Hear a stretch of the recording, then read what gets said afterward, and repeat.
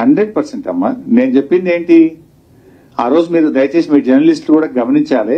సంగారెడ్డిలో నేను press meet పెట్టినా. I will send you the video byte also.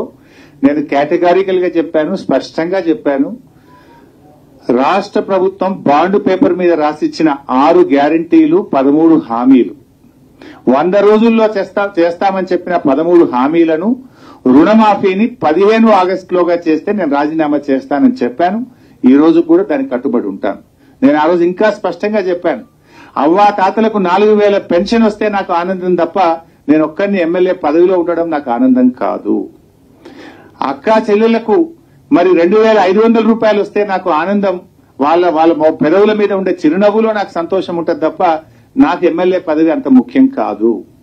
ఇవాళ ప్రతి పేదవాడికి ఇల్లు ఇస్తామన్నారు 5 లక్షల రూపాయలతోని. పేదలందరికీ ఇల్లు వస్తే నేను ఆనందపడతా తప్ప నేనేదో కొత్తగా ఎమ్మెల్యే పదవి చేస్తలేను. నాకే మంత్రి పదవి, ఎమ్మెల్యే పదవి నేను కొత్తగా జీవితంలో అనుభవిస్తలేను. నా పదవి కంటే తెలంగాణ ప్రజల అక్కా చెల్లెళ్ళ అవ్వాతాతల కళ్ళల్లో వాళ్ళ పెదవుల మీద సంతోషమే నాకు ఆనందం. వాళ్ళందరికీ నువ్వు ఇస్తే, కనీసం నా ఛాలెంజ్ తీసుకొని అయినా ఇస్తే నేను రాజీనామా చేస్తా, మళ్ళీ నిలబడాలని కూడా చెప్పిన. ఇప్పుడు కూడా చెప్తున్నా మీ ద్వారా, రుణమాఫీ 15 ఆగస్టులోగా పూర్తి చేయడంతో పాటు 100 రోజుల్లో అమలు చేస్తామన్న బాండ్ పేపర్ మీద రాసిచ్చిన 13 హామీలు అమలు చేయండి. I'm ready for my resignation. ఆనాడు సవాళ్లు విసిరిన వాళ్ళకి నా విజ్ఞప్తి ఒక్కటే, మిమ్మల్ని రాజీనామా చేయమని మేము అడగం. ఎందుకంటే మీరు ఎట్లాగూ పారిపోతారు మాకు తెలుసు. కాకపోతే ఇప్పటికైనా కాంగ్రెస్ మాట ఇస్తే మాట నిలబెట్టుకుంటది. సోనియా గాంధీ గారు, రాహుల్ గాంధీ గారు మాట ఇస్తే అది శిలాశాసనం. ఆ మాట తప్పరు. రాజకీయ ప్రయోజనాల కోసం గాంధీ కుటుంబం మాట ఇవ్వదన్న సంగతిని మీరు గుర్తు పెట్టుకోవాలి. మీలాంటి మాటలు గాంధీ కుటుంబం ఇవ్వదు.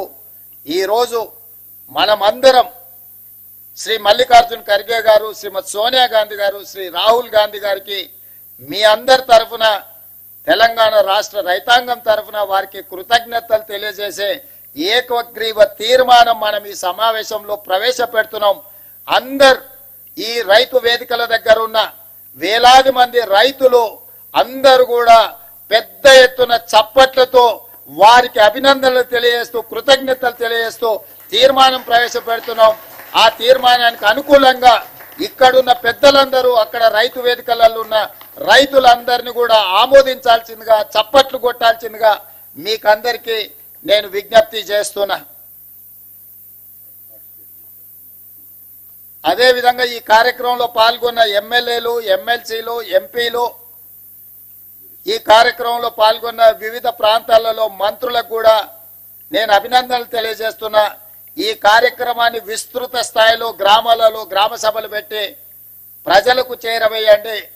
ఎవరికైనా అవగాహనలో లోపం ఉంటే కాంగ్రెస్ పార్టీ కార్యకర్తలు రైతులకు సహకరించి, రైతులను సమన్వయం చేసి బ్యాంకుల దగ్గరికి తీసుకెళ్లి వాళ్లకు సహాయంగా ఉండి వాళ్ళ రుణమాఫీ జరిగే విధంగా మీరు ముందుకు వెళ్ళాలి అని చెప్పి మా సహచార శాసనసభ్యులకు, శాసన మండలి సభ్యులకు, పార్లమెంట్ సభ్యులకు నేను సూచన చేస్తున్నా.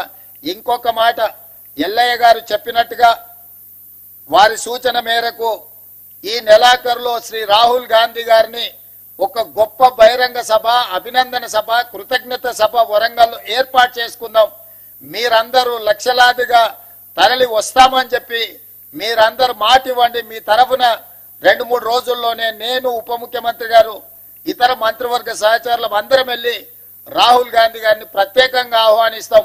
ఏ వరంగల్ మైదానంలో, ఏ వరంగల్ గడ్డ మీద తెలంగాణ రైతాంగానికి మాట ఇచ్చినమో మాట నిలబెట్టుకున్న సందర్భంగా రాహుల్ గాంధీ గారిని ఆహ్వానించి మనం సంబరాలు చేసుకుందామని చెప్పి ఈ వేదిక ద్వారా రాష్ట్రంలో ఉన్న లక్షలాది మంది రైతులకు విజ్ఞప్తి చేస్తున్నా. మీ అందరి తరఫున రాహుల్ గాంధీ గారికి ఆహ్వానం పలకడానికి నాకు అనుమతి ఇవ్వండి అని మిమ్మల్ని అందరిని అడుగుతూ, దీనికి కూడా మీరందరు చప్పట్ల ద్వారా ఆమోదం ఇవ్వాల్సిందిగా కోరుకుంటున్నాను. మీకు అందరికీ మనస్ఫూర్తిగా ధన్యవాదాలు, కృతజ్ఞతలు. మిత్రులారా, అందరికీ నమస్కారం.